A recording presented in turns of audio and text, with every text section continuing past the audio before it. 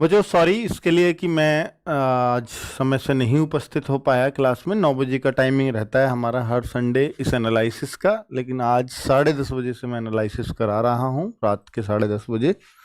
उसका कारण है कि मैं आज किसी फंक्शन में मुझे जाना पड़ गया, वरना मैं इग्नोर करता हूँ वैसे।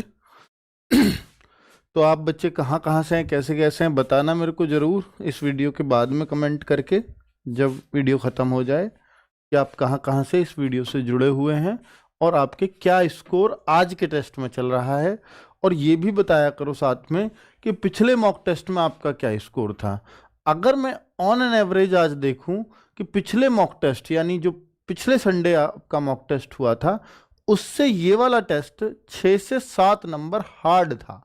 6 से 7 क्वेश्चन नहीं, 6 से 7 मार्क्स हर बच्चे के एवरेज घटे हैं। क्या 7 मार्क्स हर बच्चे के एवरेज घटे? हाँ। अगर आपके पहले से 5 कम हुए हैं, 6 कम हुए हैं, तो आप घबराना मत, आपके इसका मतलब 1-2 नंबर बढ़ गए हैं पिछले से। अगर आपके 2 कम हुए हैं, 3 कम हुए हैं, तो आपके 5 नंबर बढ़ गए हैं पिछले से। तो भाई मतलब आपकी तैयारी 5 नंबर बढ़ गई है अगर आपके 2-3 ही कम हुए हैं। और अगर आपके बहुत ज़्यादा कम हो गए हैं, मान लीजिए मैंने टेस्ट थोड़ा सा हार्ड किया और आपके मार्क्स एकदम से 20 कम हो गए, 25 कम हो गए, तो ये चिंता का विषय है। देखिए, टेस्ट हम लोग खुद ये जान करके करते हैं कि किसी बार थोड़ा टफ बनाएंगे, किसी बार थोड़ा इजी बनाएंगे, किसी बार थोड़ा मॉडरेट रखेंगे। तो इस बार थोड़ा सा हमने मॉडरेट किया कि एसएससी ने अगर थोड़ा सा लेवल बढ़ाया, मैंने पिछली बार भी बोला था कि ये चांस हो सकते हैं क्योंकि कट ऑफ बहुत हाई हाई जा रही हैं, तो ये निश्चित तौर पर चांस बन सकता है कि भाई अब पेपर देखने को टफ मिले आपको। तो इसमें कोई आपको मतलब उस टाइम पे भी सिर्फ यही सोचना होता है कि यार अगर टफ है ना, वो सबके लिए है, तो कट ऑफ डाउन करने के लिए किया गया होगा। तो मुझे जो आता है मैं उसमें बेस्ट करके जाऊंगा, अर्थात मैं अपने आते हुए प्रश्नों को गलत नहीं करूंगा। ये बोझ लेकर चाहे जैसे भी मिले, बहुत आसान मिले तो बहुत एक्साइटमेंट में आके पेपर आज तो मैंने उधेड़ दिया, तो ऐसे भी बहुत खुश नहीं होना है। बहुत संयम के साथ, पेशेंस के साथ एक जैसा मूड रखना पूरे 1 घंटे, कि चाहे क्वेश्चन हो या ना हो। नहीं होंगे तो किसी से भी नहीं होंगे, और हो रहे होंगे तो बहुत खुश नहीं होना है, क्योंकि वो फिर सबके लिए आसान है। ठीक है, तो पेपर में अपने आपको उदासीन जितना रखेंगे वो आपके लिए उतना ही बेहतर रहेगा। ठीक है, आज पेपर थोड़ा टफ बनाया, मैंने बोला अगर 7 नंबर भी कम हुए हैं तो इसका मतलब आप ये मानना कि पहले जैसा ही आपने स्कोर किया है, पिछले पेपर जैसा ही। 5 नंबर कम हुए, समझ लेना 2 नंबर ज्यादा बढ़े हैं पिछले के मुकाबले, आपकी मेहनत बढ़ी है। तो आप मेरे को ये भी बताना कि पिछले से आपका क्या स्कोर बढ़ा है, घटा है। ठीक है, 1,24,000 बच्चों ने टेस्ट दिया और जो पिछला वाला था वो 1,16,000 बच्चों ने टेस्ट दिया था इस समय तक। अब मैं अगर आपको बताऊं कि भाई आज के जो टॉप 100 बच्चे हैं वो 150 प्लस हैं, तो पिछली बार ये 152-53 पार कर रहा था।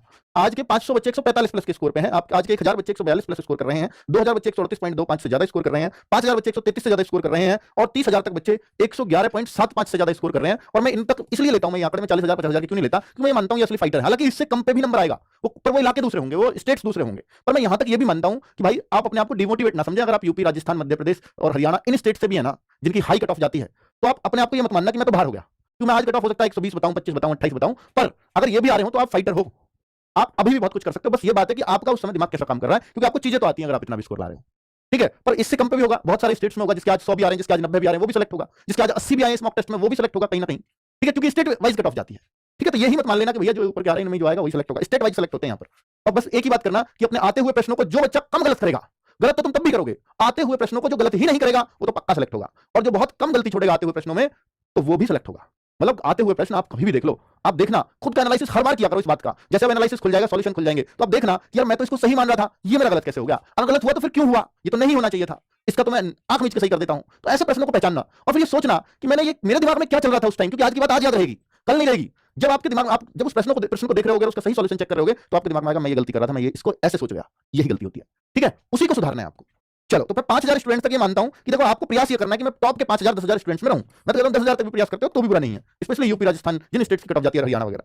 तो अगर मैं यहां आपको बोलने लगूं कि भाई देखो, अगर मैं 5,000 की बात करता हूं तो यहां मैथ्स में आज 16-17 का अगर स्कोर आता तो आप 5,000 रैंक में बन सकते थे, और रीजनिंग में 17-18 भी करते, और हिंदी में 17-18। तो अब आप कहो सर मैंने बाकी सब में तो 17-18 किए हैं, पर मेरा जीएस 12 का नहीं होता, 13 का नहीं होता, ये 12-14 के लिए 13 करीब एवरेज रहा होगा। तो अब ये 12-13 एवरेज है, और कुछ बच्चे कह रहे हैं मेरे तो 8 सही होते हैं, मेरे तो 9 सही होते हैं, तो फिर आपको ना ये स्कोर बढ़ाने पड़ेंगे, क्योंकि यहाँ सेक्शनल पास तो होना नहीं कि जीएस में मेरे को अलग से पास होना नहीं। आपका ये 9 नंबर मैं मानता हूं कमजोर है, मैं ये मान रहा हूं कि 10-12 नंबर इस पर लाए जा सकते थे। अगर आप एवरेज स्टूडेंट हो तो आज के पेपर में 11-12 जीएस के क्वेश्चन होने चाहिए, और अगर आपके 11-12 नहीं हो रहे तो फिर आप एवरेज से कम हो, आपकी जीके जितनी होनी चाहिए उससे कम है। तो फिर हम क्या करें भाई? अब मैं ये तो आपसे क्या ही कहूं कि नहीं आप बढ़ाओ और बढ़ाओ और बढ़ाओ, तो ये अगर ऐसे कहने से बढ़ती तो शायद अब तक बढ़ जाती। अब मैं यही कह रहा हूं फिर बाकी 3 सब्जेक्ट इतने स्ट्रांग हो कि इनमें से ये मादा भी रखो कि मैं पूरे में से पूरे कर दूंगा, तो ये फिर 9 8 भी होते हैं 10 भी होते हैं तो कोई बुराई नहीं है, फिर बाकी को और स्ट्रांग कर लो, क्योंकि ये बहुत कोशिश करके भी नहीं बढ़ रही, ऐसे भी लग रहा होगा आपको। ठीक है, तो फिर यही एक तरीका है। चलो, तो अगर मैं देखूं बच्चों कि आज के टॉपर्स बच्चे कि आज रघुवीर कुमार ने 158 अंक पाए हैं, प्रवीण कुमार ने 157.75 अंक पाए हैं, और आप देखो क्या क्या स्कोरर्स हैं ये सब लोग। ऐसे ही लड़कियों में देखोगे आज की टॉप 10 गर्ल्स, सौम्या शर्मा 157.75 अंक पाई हैं, और सीक्रेट फोनिक्स ये गर्ल है कोई 157.75, काजल यादव 155.5, काशवी भी नाम कई बार से आ रहा है 153.5, और ये सारे नाम आप देख सकते हो कि बहुत जबरदस्त जबरदस्त स्कोर हैं लड़कियों के भी और लड़कों के भी। अब आप कट ऑफ के बारे में पूछते हो कि सर ये कट ऑफ कितना जाएगा वो कितना जाएगा। देखो बच्चों, मैं भी कोई परम ज्ञानी तो हूं नहीं, मैं भी एक अंदाजा ही लेता हूं कि आज का जैसा पेपर था उसमें अगर आप मैं कहूं कि यूपी, राजस्थान और हरियाणा, मैं इन स्टेट्स को वो मानता हूं कि जो सबसे टफेस्ट कट ऑफ जाती है, जिसमें गलती की कोई गुंजाइश नहीं है, ये 3 स्टेट्स की सबसे हायर कट ऑफ होती है, और मैं उसको ये मानता हूं कि भैया आज के पेपर में ना 127 128 कट ऑफ में मानता हूं आज के पेपर में, कि अगर आप ऐसा पेपर है तो आज इतने स्कोर करने पे आपका शायद इसमें नंबर आ जाना चाहिए।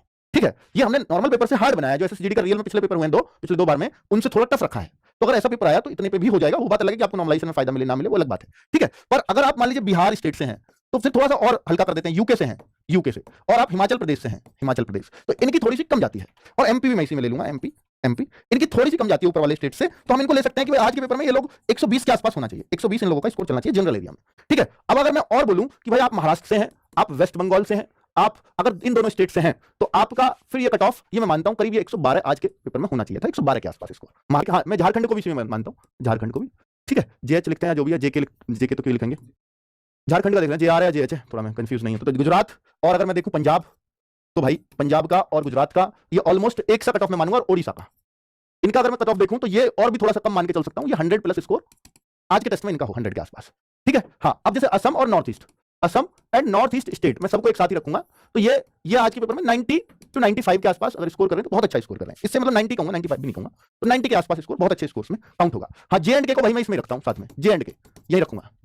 ठीक है, हाँ, जे एंड के यही रखूंगा, और Tripura north east, Assam north east में हो गया। बाकी हाँ, राजस्थान में बता चुका हूं बच्चों, राजस्थान ये रहा। ठीक है, राजस्थान, हरियाणा, एमपी, ये हाँ, छत्तीसगढ़ भी डाउन जाता है, तो छत्तीसगढ़ को आप यहां रख सकते हो, सीजी को, सीजी थोड़ा डाउन जाता है तो आप यहां रख सकते हो।